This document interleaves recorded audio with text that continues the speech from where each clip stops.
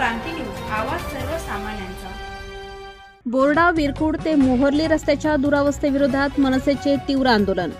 बोर्डा विरकुड ते मोहर्ली या रस्त्यांची अत्यंत दयनीय अवस्था झाल्याने प्रवाशांना जीव मुठीत घेऊन प्रवास करावा लागत आहे। विशेषतः पावसाळ्यात मोठमोठे खड्डे पडल्याने दुचाकी, चारचाकी वाहनांना ये-जा करणे कठीण झाले असून अपघातांचाही धोका वाढला आहे।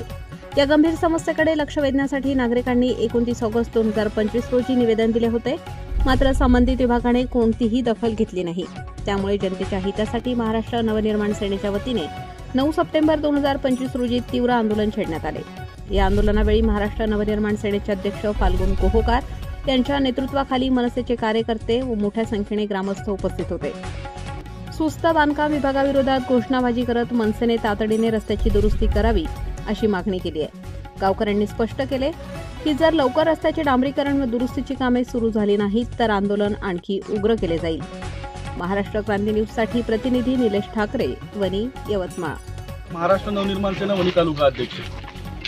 गेल्या अनेक दिवसापासून आपल्या सर्वांना माहिती आहे की मोहर्ली ते बोर्डा हा रस्ता, त्या रस्त्याची पूर्णतः चाळण झाली असून संबंधित डिपार्टमेंट म्हणजे जसं जिल्हा परिषद जे बांधकाम विभाग आहे त्यांचंही दुर्लक्ष आहे आणि इथून रहदारी एवढी चालतात की खूप रहदारी इथून चालत असतात, परंतु या रस्त्याकडे कोण्याही डिपार्टमेंटचं संबंधित डिपार्टमेंटचं लक्ष नाही आहे। म्हणून आम्ही गेल्या 8 दिवसा पहिले एक निवेदन दिलं होतं की या रस्त्याची तात्काळ दुरुस्ती करावी आणि नंतर नूतनीकरण करावं, परंतु प्रशासनाने आमच्या निवेदनाकडे दुर्लक्ष केलं। म्हणून काल आम्ही स्मरणपत्र देऊन आज संपूर्ण गाव विरकुंड, बोर्डा, विठ्ठलनगर, नवेगाव, मोहर्ली हे संपूर्ण 5-6 गावचे लोक नागरिक घेऊन आम्ही आज आंदोलन करत आहोत आणि थोड्याच वेळामध्ये जिल्हा परिषद जे अधिकारी आहेत ते येतील आणि याच्यावर काय ते तोडगा काढतील। जोपर्यंत तोडगा निघणार नाही तोपर्यंत महाराष्ट्र नवनिर्माण सेना स्वस्थ बसणार नाही। जय महाराष्ट्र।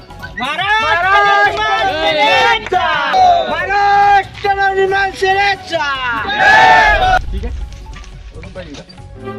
अशाच नवनवीन बातम्या पाहण्यासाठी आमच्या महाराष्ट्र क्रांती न्यूज या YouTube चॅनलला लाईक करा, सबस्क्राईब करा आणि बेल आयकॉनला प्रेस करा।